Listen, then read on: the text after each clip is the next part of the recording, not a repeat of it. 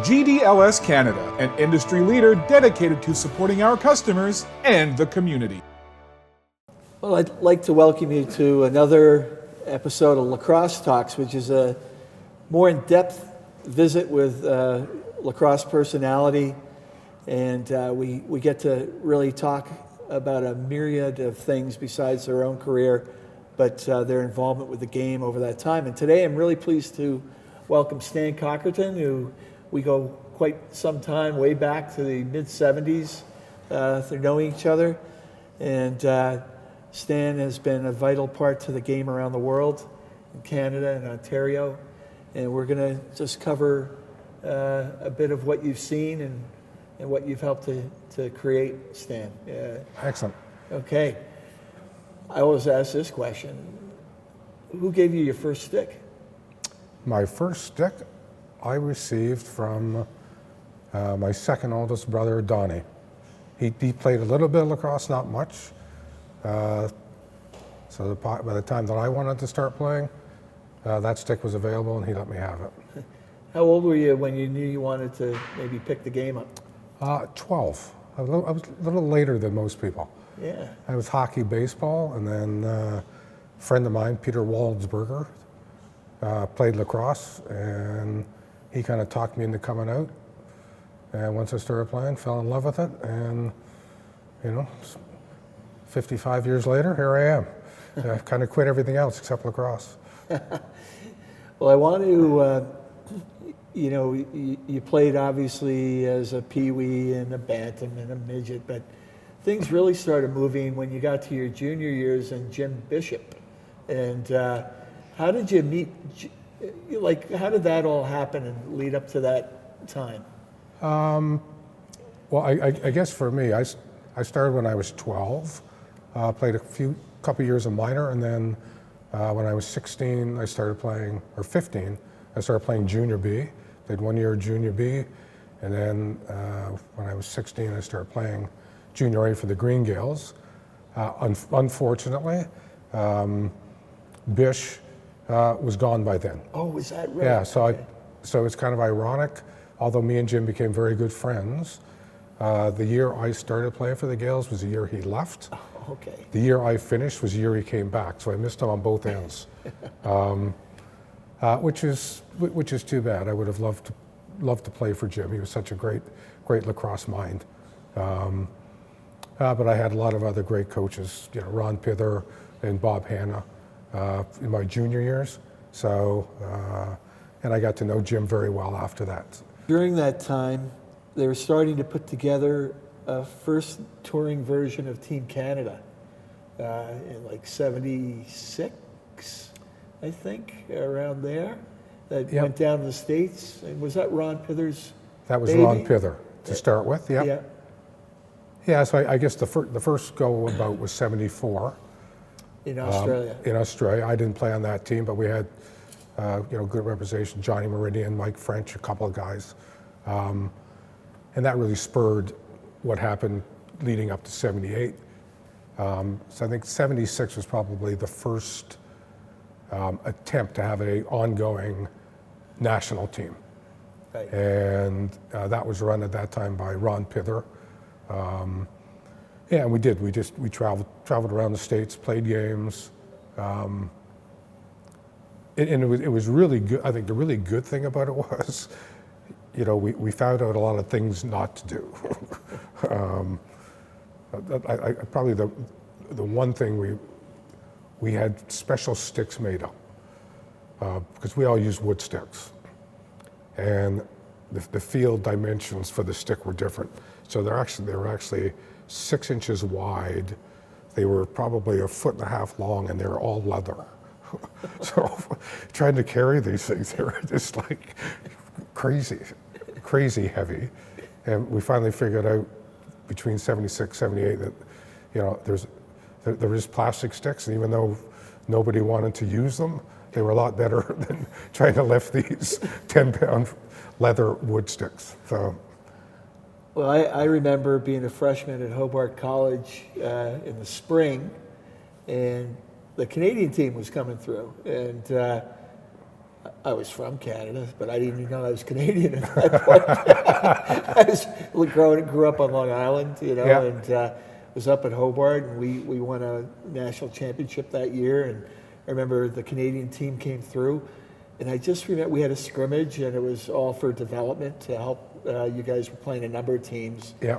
And I just remember how many penalties you guys took on cross checks. It was we're like looking at each other. It's another thing we learned.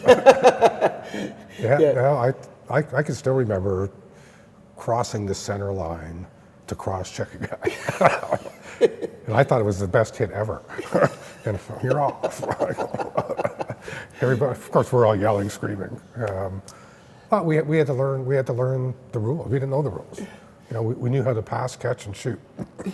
We didn't know the field rules, and those 2 years between '76 and '78 really helped. At least learn the basic rules, so we knew what was going on. Well, for you and Bob Flintoff, it meant all the difference in the world, that tour, because you eventually got put in touch with North Carolina State. Yeah. What year did you start down there? First year was '77. Went down the fall of '76, and then the '77 to '80 seasons.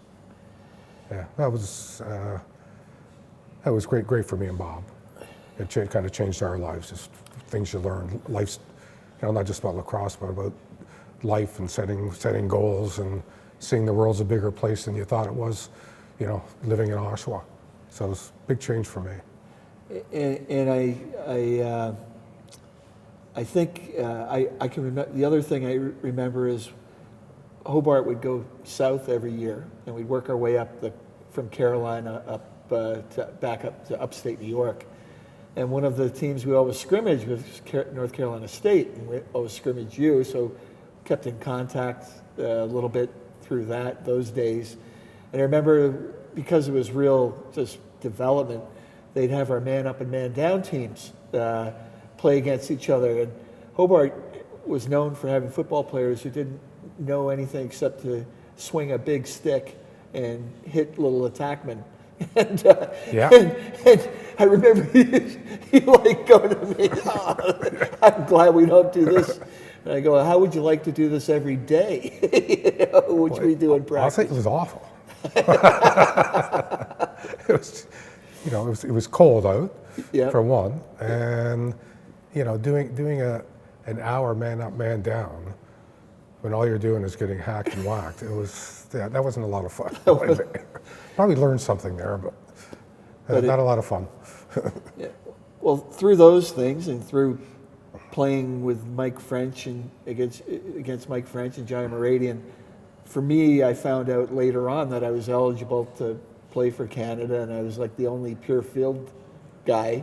Right. And I knew you, and I knew Flint a little bit. Yeah. And so it was nice to have at least a few connections when I first came back. And then we really get to a momentous occasion, which was you had a team that almost never was put together by people like Marshall Spence and Boyd Berger, when Canada didn't want to send a team over to England to be part of the World Championship.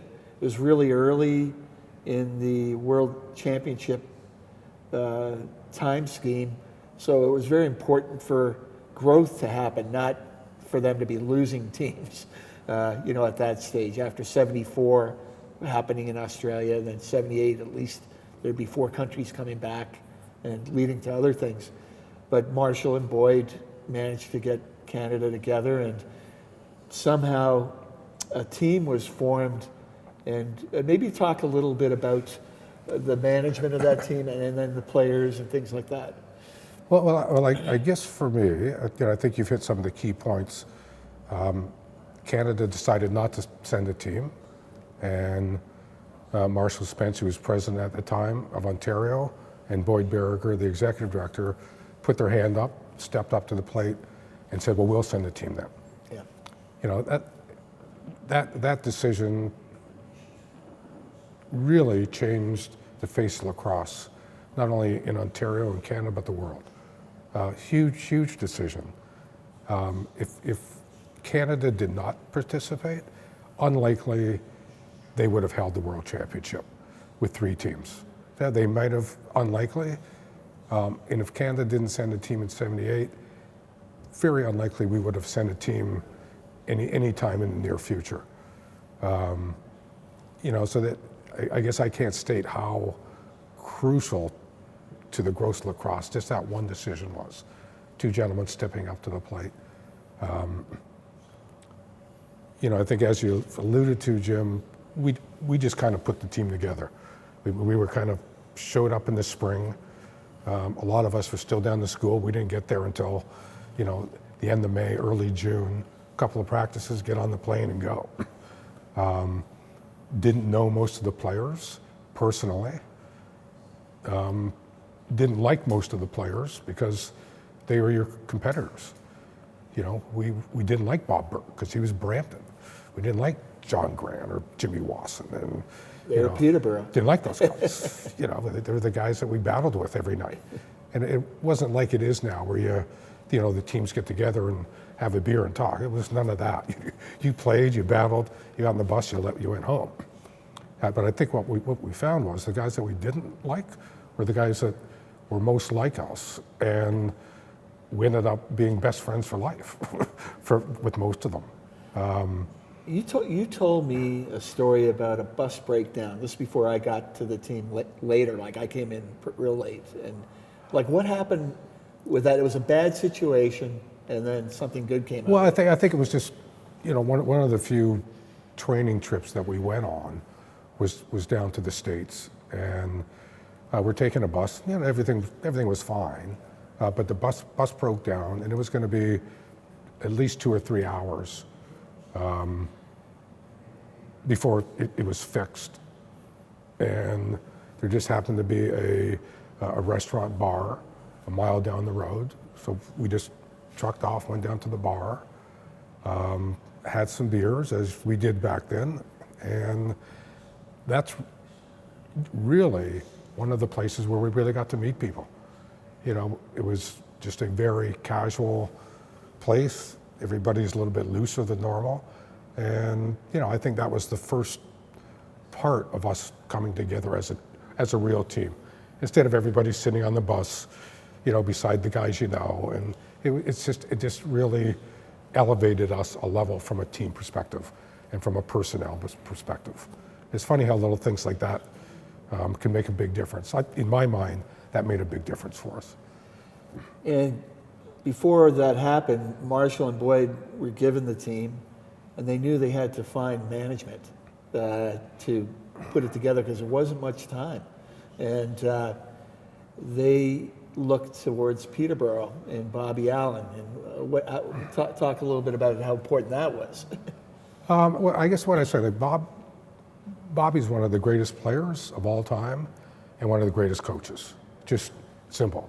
But like most of our players, Bob did not have a lot of field lacrosse experience. If any. If any. Yeah. And, I think, as a testament to Bob, he didn't try to come in and pretend that he knew anything. He relied on, the half a dozen of us that have played field, yourself, myself, Mike French, Dave Huntley, and how many times we had meetings with Bob saying, what do you guys think? What should we be doing? And he kept things simple. He knew that most of the team didn't know field. So I don't know, my recollection is, I think we used the NC State ride. We used like the Hobart Clear. We used 2 or 3 Cornell man-ups. And it was very simple. And his philosophy was, keep it simple. If this is what we're going to do, let's just do it better than anybody else. And he didn't try to overwhelm the non-field players with a whole bunch of stuff. He just kept driving in, this is what we're going to do. And he was great at that, and I think he was great at instilling confidence in us. I just think that's the kind of person he was. And I think back at the rest of the coaching staff, what comes to mind is Gus McCauley. Gus, Brampton guy, great lacrosse player, went on to be an excellent NHL coach. Gus didn't know anything about field at all. And he ended up being in charge of our defense. Yes. And our goaltenders. And I don't know if you remember, Jim, but we'd be down one end of the field doing one-on-ones and ground ball drills, and we're getting hacked and whacked. And you look down the other end, and Gus has got them throwing 100-yard passes back and forth, or doing little scoop drills into the goalie, and they'd just be down there waving and laughing at us. And Yeah. and that Gus just brought such not only a professionalism because of his background, but he was just such a funny human being, and he was just great in the dressing room, great with people. And I think back, all of our coaches were like that. Like Ron Wicks was involved. Well, Ron as a Wicks, manager, yeah. yeah, Barry Bartlett, The trainer, yeah. not Tim Barry, Donnie Barry. Yeah, Donnie. They all came together as a collective and supported, the team and the players, and didn't try to overcoach. And I think that, to me, that was very important. If I guess when I'm reminiscing on the 78 team, we were pretty lucky that, as a collective team, we had, the 23 best lacrosse players in Canada. They were, so as lacrosse players, as in general, winners, passionate, hardworking, didn't like losing, and just skilled, crazy skills. I think kind of what some of us that had played field kind of balanced that out a little bit. Dave Huntley on the midfield. I think it was crucial that we had Bobby Flynn off a field goalie in net. Myself and Frenchie, kind of taking care of the attack. Yourself on midfield, Teddy Greaves, Johnny Meridian. So we had at least a nucleus of guys that had played field, and when you put all of these other great players in there, it was just a great mix. And then there's probably not another team that I played for that was that positive and fun as a team. Like, everybody got along, everybody had fun, everybody was working for the same goal. On the field, off the field, we just had fun. I think it was just such a unique experience for us, especially getting to know the guys that you didn't like, that you battled against. I think that was pretty unique. And I think maybe the most amazing thing is how well our defense played. I think there's expectations, with, some of the field players that we had, that we could put the ball in the net, or even our box guys, a Bobby Burke or a Steve Mastein or, Doug Hayes, all of those box guys, they could all put the ball in the net. Defensively, we played so well. Certainly not that one game, the 28-4 game, but all of the other games, our defense stood up and they played, and we didn't have anybody on our defense that had played field before. And they stepped up, not only because of Gus, and I think in my mind, our leader was probably Carm Collins on defense. And Carm, just a great team guy, great captain. Who have you ever known to play with that had that much passion, not only to win, he hated losing.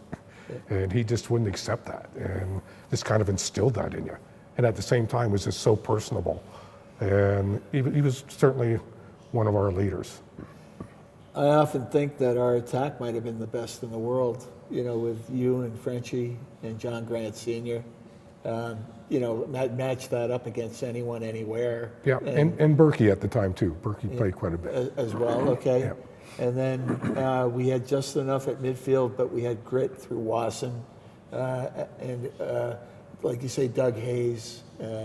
and going through the other guys from the West who were involved in that. Like we had a solid midfield, and it was really the question mark was, could our guys on defense handle the long stick and not as a detriment, but use their skills, because they all were champions. Yeah. They all were tough. But how do you use a long stick when you're used to a short stick, And, Well, like I said, that was probably the biggest surprise. Our defense really stepped up. and Bobby Flintoff, Yep. he cemented everything because he played some of his best lacrosse in his life over in England. Yep. Oh, no and doubt. kept the ball out of our net, Yep. Yeah. So there's just a lot of good things happen for us. Yep. I think for just kind of general discussion, I don't know if you remember or if you just put it out of your mind, Jim, but we actually lost 28-4 the first time we played the U.S. And I can remember it could have been the end of the first quarter, end of the half. Bob just kind of cleared the benches and said, "Okay, you guys, you're sitting. We're just going to play a whole bunch of people." And even though we lost 24, it honestly really didn't affect us in a negative way. We left the game. Well, we lost that one. We laughed that off and learn from it and move on. I think most people think we'd be devastated, and we weren't. To be honest with you, it was just, it kind of shows you the kind of caliber of lacrosse talent we had. I learned a lesson because I was very upset because I wasn't used to series lacrosse that Box played in the States. So every game you had to win, and that was that. So I remember going up to Mike French afterwards, and I was just like so bummed out, because some of my teammates were on the U.S. team. The guys I played against my whole life were on there, and they just blew our doors out. And they didn't show any mercy, which was a problem for them in the long run, because it turned the fans against them, and it gave us a reason to if we got back to that gold medal game to pull together. But Mike explained to me, they know which game we're going to be playing these guys a couple times. First one isn't the important one. Second one's the important one, and he was absolutely right. And that was kind of that was a team attitude. Yeah. From my point of view, it was just whatever. We'll play them Whatever's again. going to happen. Yeah. Beat the Aussies, play them again. Yeah, that's right. Yeah. And that's what happens. So it's a good time to move on from that, and then we'll touch briefly because we're going to do a different story on the 1980 World Championships, but you were part of the Canada East team that played in this first box event that wasn't sanctioned, but it was a World Championship out in British Columbia that was put together. 6 teams came, and it was important for the sport because it took the other form of the game into an international sphere, and you were with Canada East. I actually got injured just before the game. So 1980 was called the Nations Cup. It was in Vancouver. At that time, I just started playing for Brooklyn, and my recollection, Jim, is that whoever in Ontario Major was in first place halfway through the season would represent Canada East. So we had to play Peterborough, the final game of the half season. The winner went, loser stayed home. And halfway through that game, I blew my knee out. Went out again, blew it out worse. But we did win in Peterborough, one of the few times I actually won a game in Peterborough. So that was the good news. The bad news was that although I went out to the Nations, hopeful of playing, never did get to play in the Nations, unfortunately. You're part of something that would turn into something later on. And so we're now getting into a part of your life and your career where you're starting to move into administration, less playing because of the knee and that sort of thing, and more administration. Like your first job was with the OLA that way, I guess? I guess the first administrative type thing I did is I moved to Australia for a year. Okay. And that would have been 1981. Coached there, and did just start to do camps and clinics and that type of stuff in Australia. So that was kind of my first touch at doing something like that. Yeah. Again, my injury from 1980 kind of reared its ugly head again. Tried to play and then really blew out my knee in Australia. Ended up getting operated on, full operation in Australia for, yeah. So that was kind of the start. And then when I came back, played in '82 in the Worlds in Baltimore. Yeah. And then moved on. Didn't think I'd play again, to be honest with you. Knee wasn't feeling good. And got lucky. I got hired as the promotion director for Ontario Lacrosse, which I believe was your old job. Yeah. Because you had moved on to the Vanier Cup, I think. So. A little bit later, Yeah, I went, around there. worked in media for a couple of Right. years. Yeah. Yeah. So that was kind of the start. I started off as promotions director, and Yeah. 39 years later, sitting here talking to you. And you just retired from the OLA. Yeah, just retired in July after 39 years. Wow. Yeah. Well, let's take a look at that 39 years and some of the highlights. So you're working with the OLA, and you eventually become executive director of the OLA. When did you start getting involved with the international game? When it was a really small group of people, through the early '80s, and then it started to build a bit. Probably late 80s, early 90s. Just started off, I don't know, maybe 4 or 5 years I was Canada's rep to the ILF meetings. That's how I kind of started to get involved. And then, just thinking back, Jim, it was a very small group back then. It was just 4 countries. Yeah. We had our annual meeting, sitting around a table with, 8 people sitting at it. That was our meetings. And I think one of the big things that happened right around there, Tom Hayes became president. Right, from Rutgers, right? Yeah. In the ILF, I just got to get my name straight. It was the International Lacrosse Federation at the time. Prior to that, they just kind of rotated presidents on whoever was going to host next. It made sense at the time, but it really wasn't a very functional way to run an international federation. So I think Tom became the first elected president. And to me, it's another milestone. Tom's philosophy was all about development and growth. And that might seem like a simple thing, but prior to that, we would spend 80% of our time at meetings arguing about rules. It was just all about rules. Okay.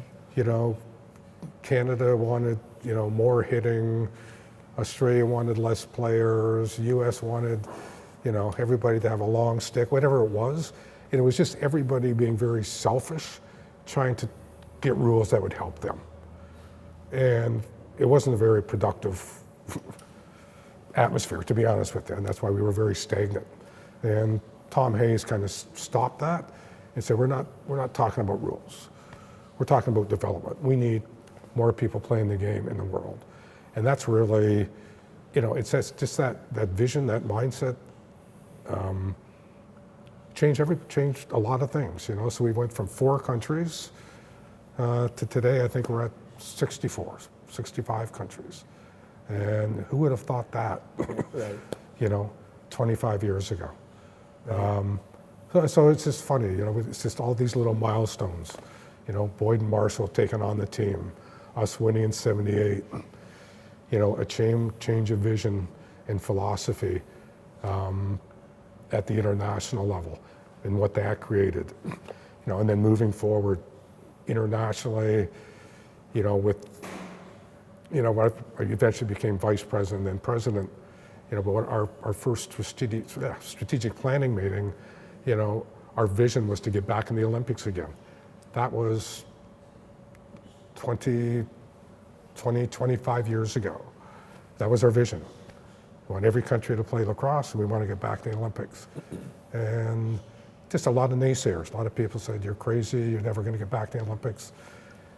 And I guess our attitude was, well, we may not, but we have to start somewhere.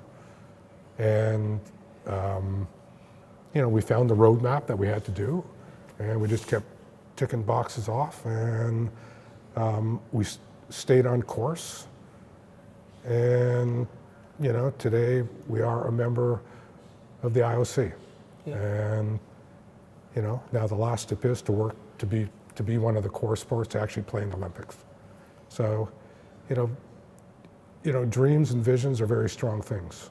Yeah. And people just got to be a little more visionary. It's just not all about today. It's about, what's good for the game overall. And sometimes you need big visions to get things done. And you just have to be patient, which is very hard to do. It's hard, those long-term goals are very hard to stay the course on.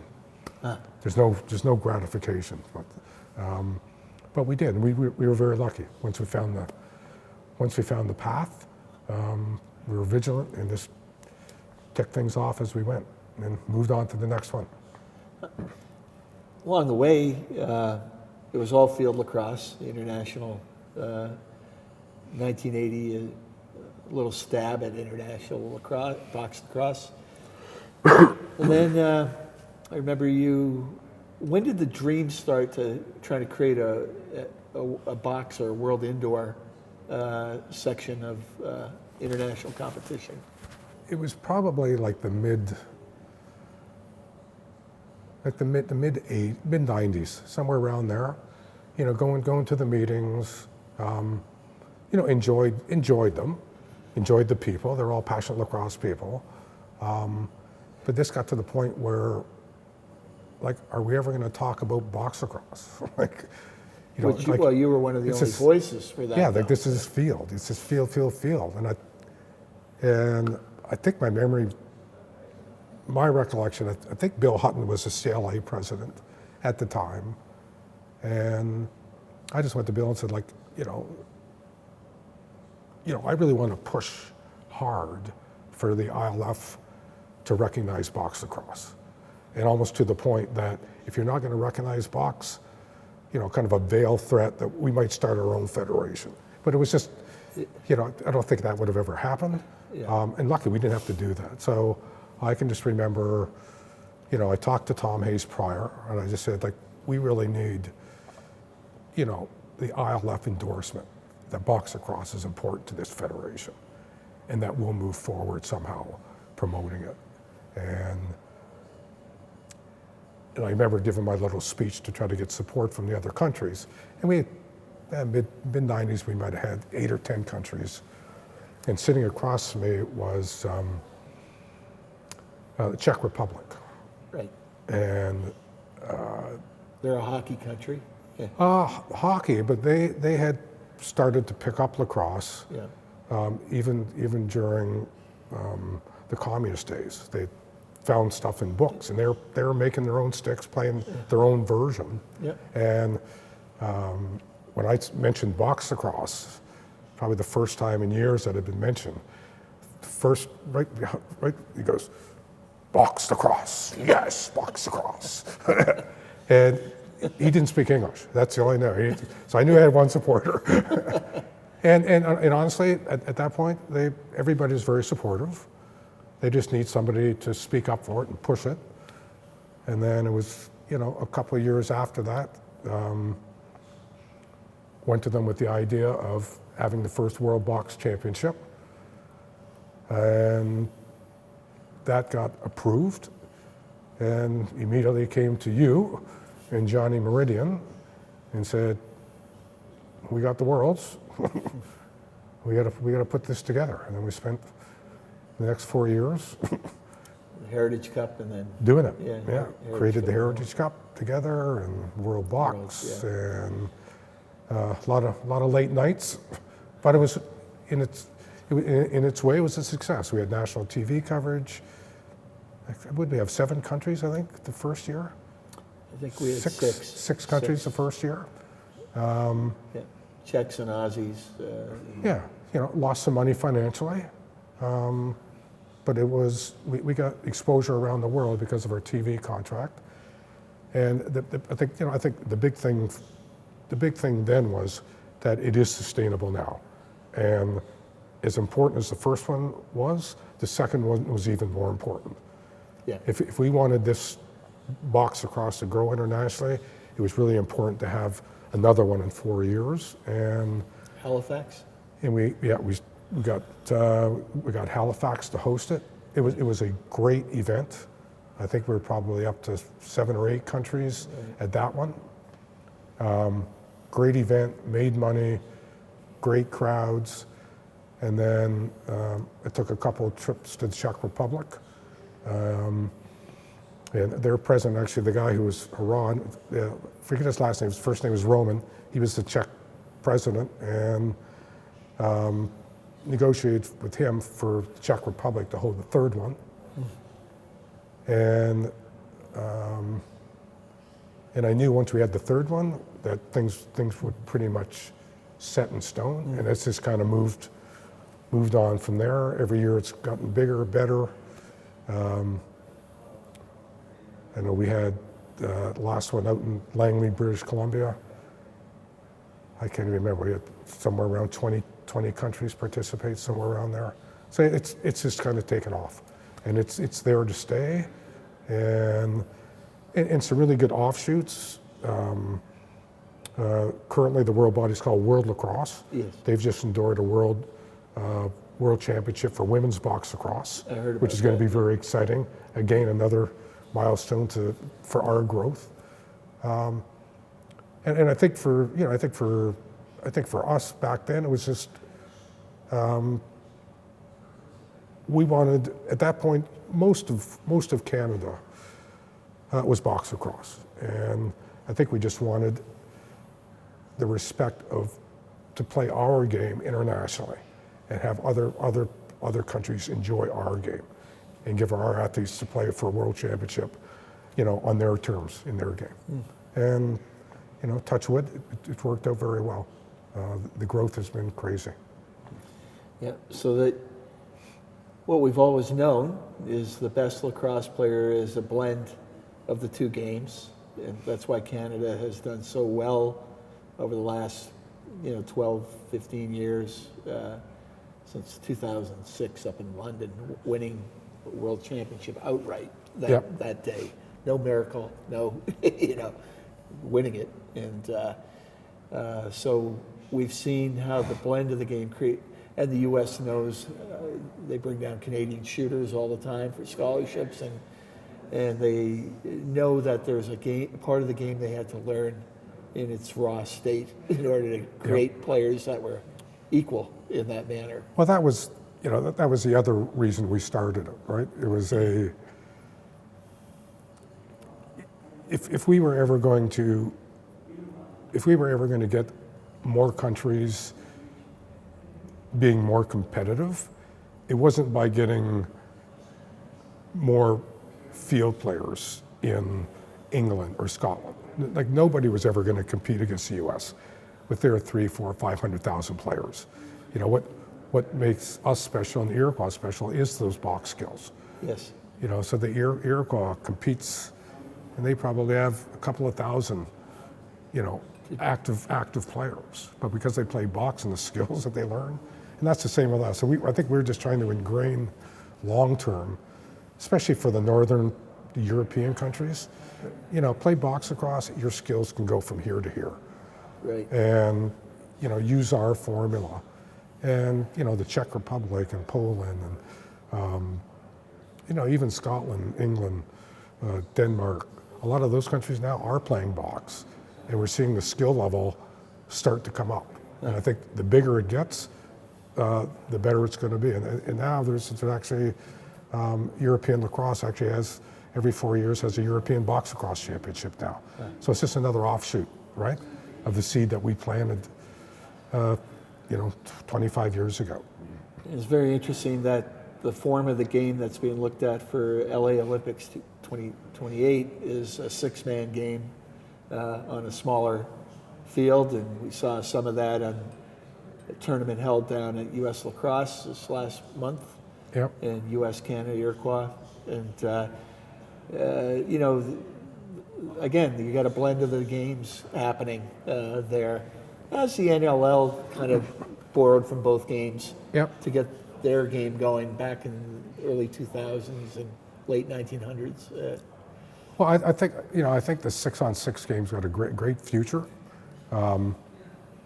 By no means do I think, at this given point, is it the perfect game? Right. I watched every one of those games. Yeah. I think there's lots of tweaking to do Yes. to get it to be something that we want to see. But it's brand new, and I think people just got to give it time. I think it'll evolve. The more high-level, meaningful games we play, the quicker the game will be, the rules will be changed, the style of coaching, the style of player will be changed. I just think personally there's too many goals right now. It's almost it's almost more important to stop somebody on defense than just to score a goal. And that's just, some people might say that's great. Maybe I'm a bit of a traditionalist. I would rather see goals mean something. So I think they got to find some way to tweak it a little bit. But besides that, it's just, I think it's going to be a great development tool. We got all of these countries. It's going to be so much easier for teams in new countries to actually say we can play. We don't have to have 30 people, per team. We can go with 10 people per team and play sixes, and if I got 40 players, I can have a little 4-team league. Right. So from a development standpoint, growth-wise, it's good, and just from a skill development-wise, it can be very good. Sometimes it's really hard to develop skills in, confined box quarters or field lacrosse when you've got all those long steps. Yeah. This opens up. I think from a skill development level, at the grassroots, I think it'll be a good thing too. At the high level, I just think, be some rule changes as we move forward to even make the game better. Yeah, it's worked for rugby sevens, and they still have their other forms of the game Yep. that are still as important, if not more important. But sevens acts as like the sizzle to their sport for the world through the Olympic framework. Well, and it's, besides being, just a new discipline on itself, without going into it, but there's a whole bunch of other factors, that you learn if you really want to be included in the Olympics. And there's reality checks. There's a limit on how many athletes a host can take. Right. And they're not going over that. So, if we would have said, no, we want to stick with our 35-man rosters and all of our coaches, and we want 10 countries, the answer is just going to be no. Yeah. No, not doing that. Part of the give and take is that, you have to give yourself the best chance you can to be included. And that's what Rugby Sevens did. Yeah. So just, there's a lot of other things. Not everybody has,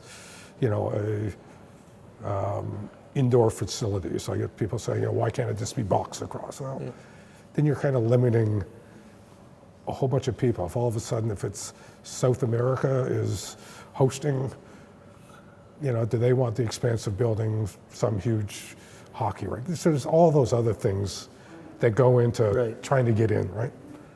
So you try to do the best you can, matching everything up. Right, right. How many countries do you think would play in 2028? How many do you think they'd allow? I don't think there'd be any more than 8 personally. 8 for men and 8 for women. 8 for men, 8 for women.